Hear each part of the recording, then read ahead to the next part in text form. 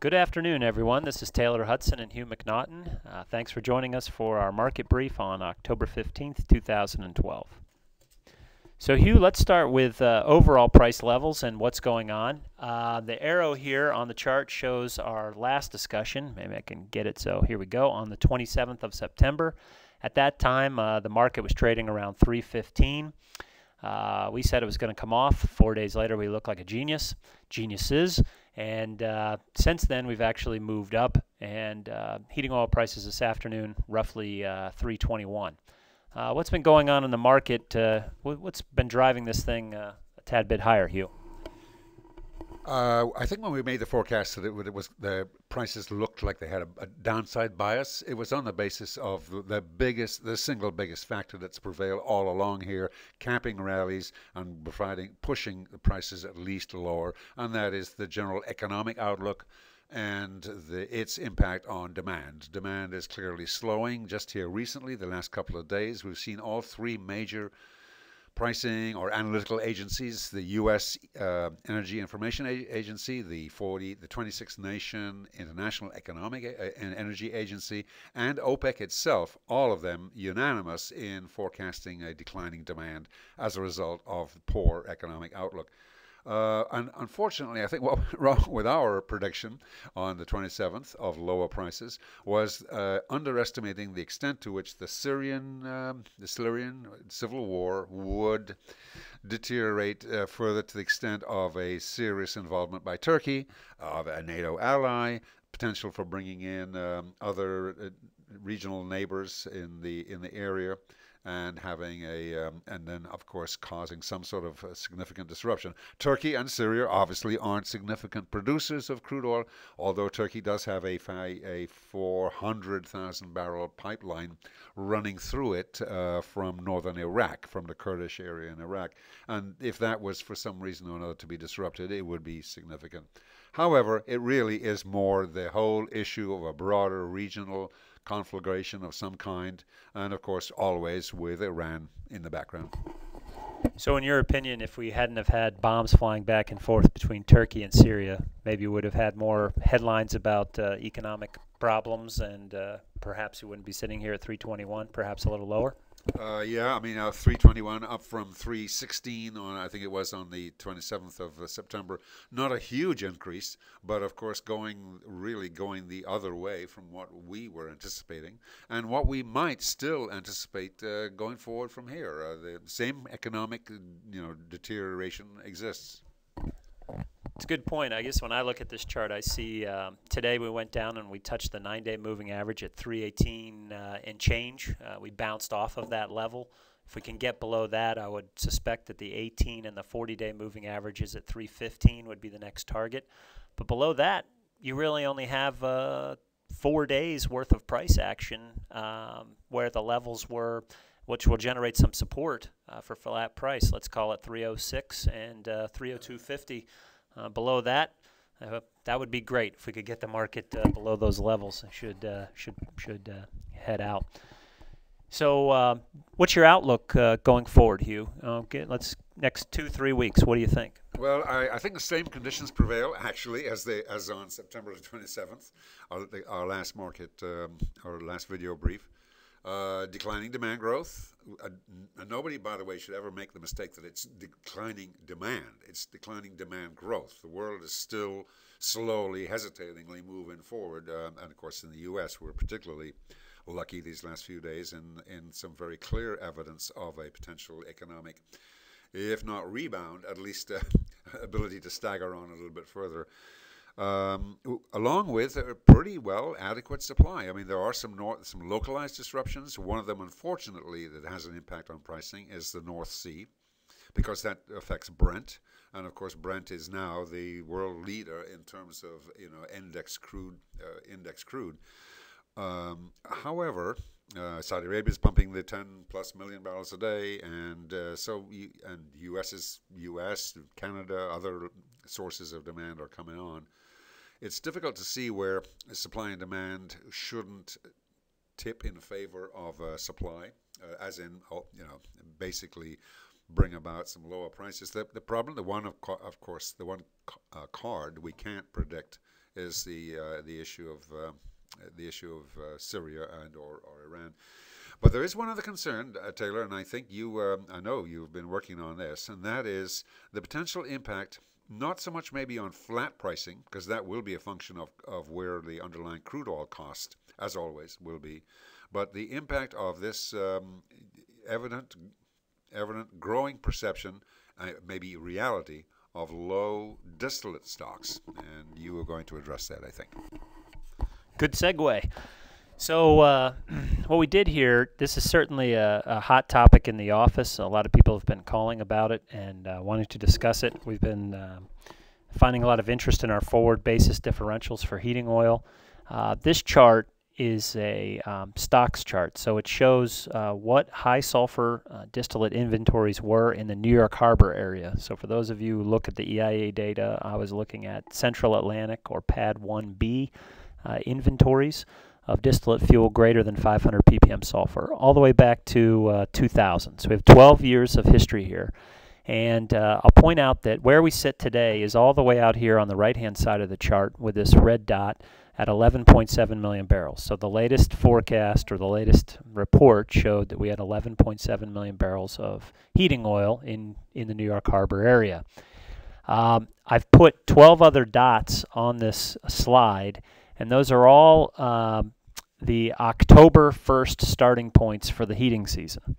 So the first observation we can make here when people say, boy, stocks of heating oil are low, is yes, they are low on a relative historical level, and certainly low for the start of a heating season. So I went back, I drew a line here to that 12 million barrels, and I went back to see what are all the times in history we've had over the last 12 years where inventories have gotten below 12 million barrels. So you can see that it has always been the spring, not the beginning of a heating season, but instead the end of a heating season when this has happened. And really it was 2000, 2001, 2003, 2005, and we haven't had this phenomena since 2008. In fact, we've had some pretty, spring of 2009, 10, and 11, we bottomed out at levels that were far above where we start the season today.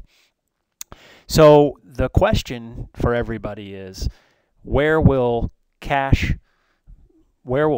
prices for heating oil be relative to the nearby NYMEX screen during this winter? And the reason why that's so important is because it is the starting point for all the pricing that our customers see at the rack throughout the Mid-Atlantic and the Northeast. Where does cash market heating oil, or cash market diesel for that matter, where is it going relative to the screen?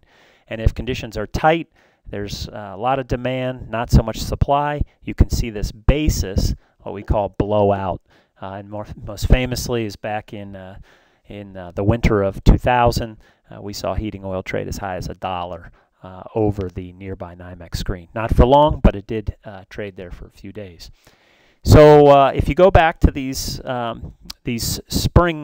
springtime levels I've pointed out here, you see that basis numbers were 4.75, a penny over, 6.05, 4 cents. That's sort of an average March, April number. So obviously on given days it might have been higher or lower, but that was the average level. So one thing to sort of note is most of the forward differentials are based on an assumption, offered by a supplier, are based on an assumption of zero. Okay, so if you buy a basis number from a supplier like Sprague, then it may be built on an assumption of cash market at zero to the screen. So it might be a good deal. If you wind up buying one of these basis contracts and pricing it over the nearby, then you need to look at the spreads that are in the futures market, and those will typically, if the market's in backwardation like it is now, those amounts of backwardation will be added to the differential. And right now, if we look out at January and February and March, what we see is 2.5 cents to 3 cents worth of backwardation. And what we say is if you wind up buying those levels and adding that backwardation to your differential, it's kind of like you saying, okay, I'm locking in New York Harbor cash market at that amount over the screen to start. So when I look back at 475, 6 cents, 4 cents, and the forward assumptions are 3, 2.5, it actually doesn't look so bad, I guess, when I look at this chart. So takeaway point from here is, yes, heating oil stocks are low going into the season. They're the lowest they've been for an October starting point for quite some time. And there is precedence to go lower than where we are. But if we do, I'd say there's a high likelihood that basis will not be even to the screen, but instead be a premium to the screen. Now, if we jump ahead and we talk about, one thing that came up when we discussed this internally was, yes, but this year New York State will not be demanding high sulfur heating oil. They'll be demanding low sulfur distillate. So if you look at this chart, which is all distillate stocks in the New York Harbor area, high and low, the chart looks sort of similar in my opinion. We're starting the season at very low levels, 20 million barrels. And the only time we've been below 20 million barrels for total distillates in New York Harbor is at the end of a heating season. And it's been since 2008 that we've seen it below 20 million barrels. So I think the same sort of general concern or caution holds here as well. Definitely what I would say is for our New York State customers, the question for them is, how much is, quote, heating oil going to be going for relative to my counterparts in Connecticut or in Massachusetts or in New Jersey for that matter. So really, because New York State demands ultra-low sulfur heating oil, what you're asking is, what is the price spread going to be between those two products in New York Harbor? We've shown this chart now for a few months, Hugh, and we saw the spread blow out to as much as 16 cents premium for ultra-low sulfur heat at the end of the summer. The last time we spoke on the 27th, it had moved into more normal premium ranges for that time of the year of about 7 or 8 cents. And over the last couple of weeks, we've seen that premium move back out. So this morning, it was somewhere between 11.5 and a 12-cent premium for ultra-low sulfur distillate in the harbor. And historically, at least over the last 3 years, the premium has been more like 5 cents, trying to move towards a maybe 2 or a 3 cent premium by the time we get to the end of the year. So in that case, we're not sure what's going to happen, but we've sort of thought that this premium might stay higher than normal, and it's certainly there today. So did I skip anything that you wanted to say, Hugh, about prior slides or anything like that? I would just add this, Taylor. This premium that we are looking at, which on this last chart right here, is very strong. It is generally attributed to essentially the outflow of exports, the continuing million-plus barrels per day, over 25% of U.S. national production of distillates in response to strong overseas market demand. Perhaps if that does taper off, we could see a return to something more normal. But on top of the New York State heating oil demand, which is obviously a contributor to the strength of ULSD or ULS over higher sulfur product, that makes sense. The only other concern, not concerned so much because it doesn't make a significant change, is obviously heating oil consumption over the last few years has changed by virtue of conservation or fuel efficiency or fuel switching or whatever it is. And it does maybe reduce a little bit the impact of that much lower than the starting inventory, but not enough, I think, to make anywhere near a difference to the importance of what you were pointing out. And that would be it. All right. Thanks, everybody. And as always, please give us a ring or shoot us an email. We'd be happy to hear from you. Thank you.